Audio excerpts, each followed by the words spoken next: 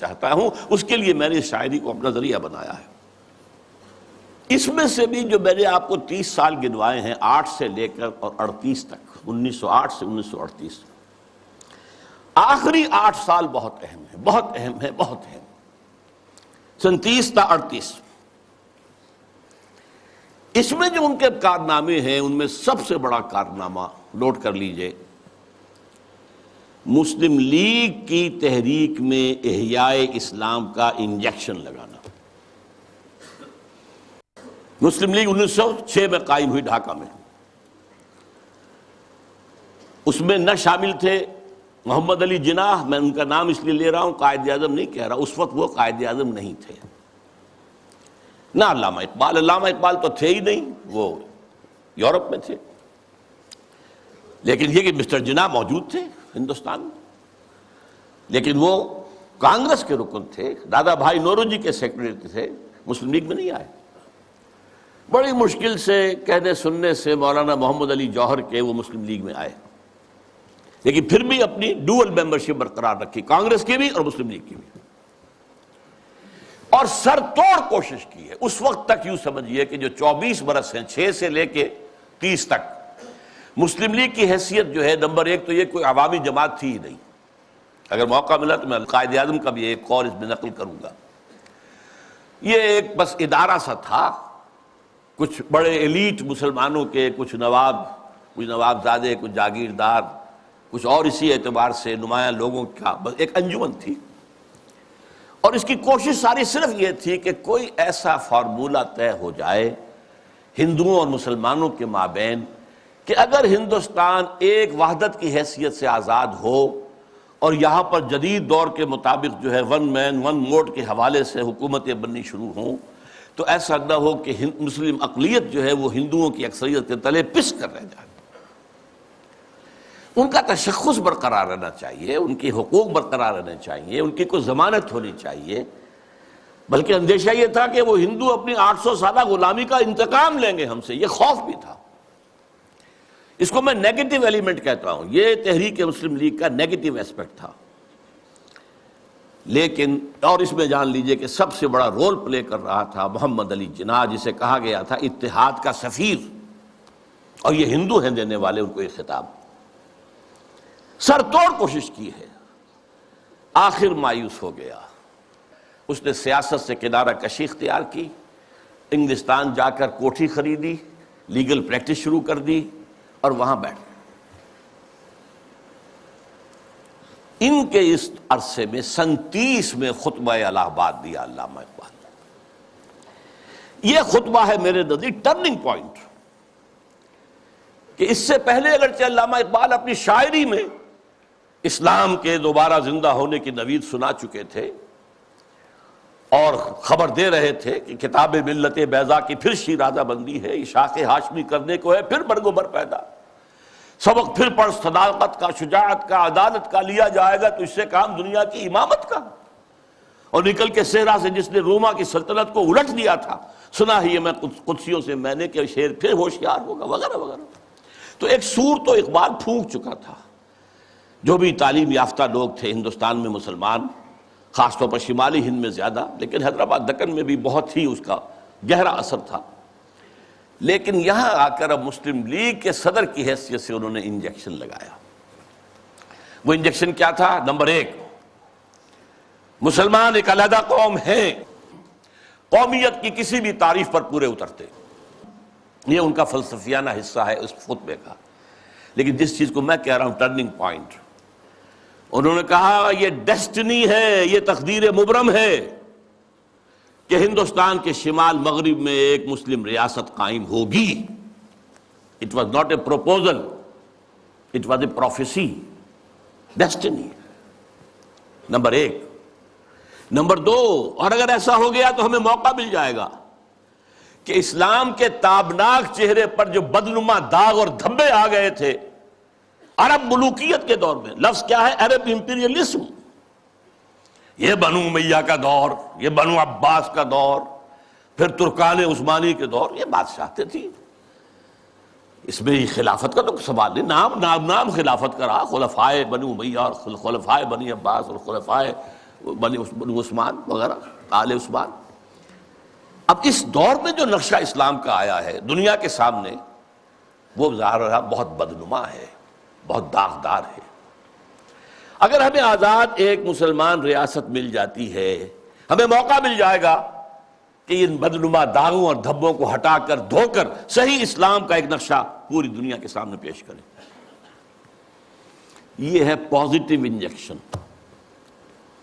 یہاں سے مسلم لیگ کا دور ثانی شروع ہوتا. اب وہ صرف منفی نہیں تھا، اب وہ تحفظات ہی کی بات نہیں تھی، اب یہ کہ اس میں ایک مثبت، ایک مقصد، نصب العین، ایک اعلیٰ ہدف، ایک اونچا آدرش قائم ہو گیا.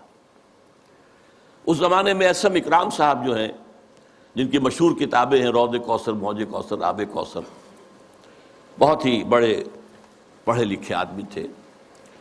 اس زمانے میں آکسفورڈ میں پڑھتے تھے. قائد اعظم سے ملاقات کے لیے گئے اور کہا آپ کیوں چھوڑ کر آ گئے ہندوستان کو؟ ہندوستان کے مسلمانوں کو آپ کی قیادت کی ضرورت ہے. میں حیران ہو گیا ان کے دو جملے پڑھ کر. Hindus are incorrigible. ہندو ناقابل اصلاح ہے. میں نے سر توڑ کوشش کر کے دیکھ لی، وہ کوئی عقل کی بات سننے کو تیار نہیں. Hindus are incorrigible. اور مسلمانوں کا حال یہ ہے کہ ان کا بڑے سے بڑا لیڈر جو بات مجھ سے صبح کہتا ہے، شام کو جا کر وہ اپنی سطح کے مطابق یا ڈپٹی کمشنر سے یا گورنر سے کہہ دیتا. تو ایسی قوم کی رہنمائی میں کیسے کروں؟ لیکن پھر یہ اقبال ہے جو میدان میں آیا ہے. 1932 کی گول بیس کانفرنس میں شرکت کے لیے علامہ اقبال لندن گئے. محمد علی جناح اس میں شریک نہیں تھے کیونکہ وہ تو سیاست چھوڑ چکے تھے. اس موقع پر محمد علی جناح سے ملاقاتیں کی ہیں علامہ اقبال نے، اور یہی مثبت انجیکشن ان کو لگایا.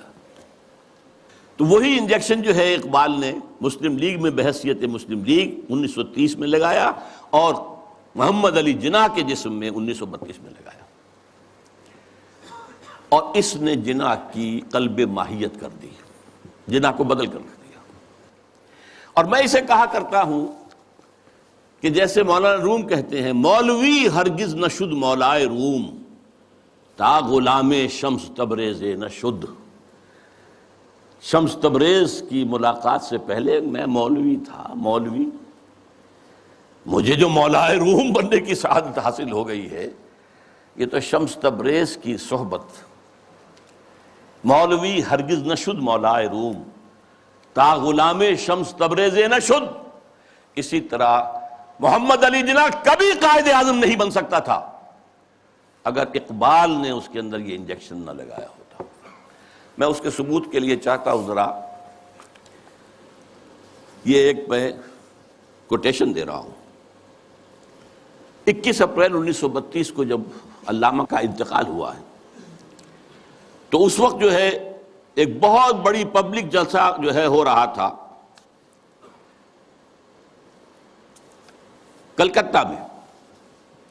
وہاں عین جلسے کی حالت میں خبر پہنچی تو اخبار نے یہ لکھا، جو میرے پاس کوٹیشن ہے، دی نیشنز وائس نامی کتاب سے یہ چیزیں میں نے لی ہیں، کہ یہ جلسہ جو ہے قائد اعظم کی تقریر نے اس کے اندر وہ رنگ پیدا کیا کہ وہ سارا سیاسی معاملات جو زیر غور تھے ختم ہو گئے، صرف ایک کانڈولنس میٹنگ بن کر رہ گئی. تعزیت اجلاس. الفاظ سنیے، میں سارا نہیں سنا سکتا، صرف چند جملے. Mr. M. A. Jinnah said that the sorrowful news of the death of Sir Muhammad Iqbal had plunged the world of Islam in gloom and mourning. Sir Muhammad Iqbal was undoubtedly one of the greatest poets, philosophers and seers of human history. Seers, دیکھنے والا، پیش بینی کرنے والا، آنے والے حالات کو دیکھ لینے والا. To me he was a personal friend, philosopher and guide, and as such the main source of my inspiration and spiritual support. یہ کون کہہ رہا ہے؟ محمد علی جناح. وہ کوئی اس طرح کا آدمی نہیں تھا کہ جو لفاظی کرتا ہو، وہ ایک ایک لفظ جانچ کر تول کر بولنے والا شخص ہے، اس لیے یہ کہا ہے۔ اور اس سے بھی آگے کی بات سن لیجئے، If I live to see the ideal of Muslim state being achieved in India, and then if I were offered to make a choice between the works of Iqbal and the rulership of that Muslim state, I would prefer the former. اگر ہم پاکستان حاصل کر سکے اور اس میں اگر موقع آیا اور مجھ سے کہا گیا کہ اب آپ کے پاس دو چوائسز ہے، یا علامہ اقبال کے کلام کو قبول کر لیجئے اور یا اس ملک کی حکمرانی، تو میں علامہ اقبال کے کلام کو ترجیح دوں گا۔ پھر میں عرض کر رہا ہوں یہ الفاظ کس کے ہیں؟ قائد اعظم کے۔ بلکہ ایک اور میں اس کو آپ کو سنانا چاہتا ہوں، ایک جملہ اور۔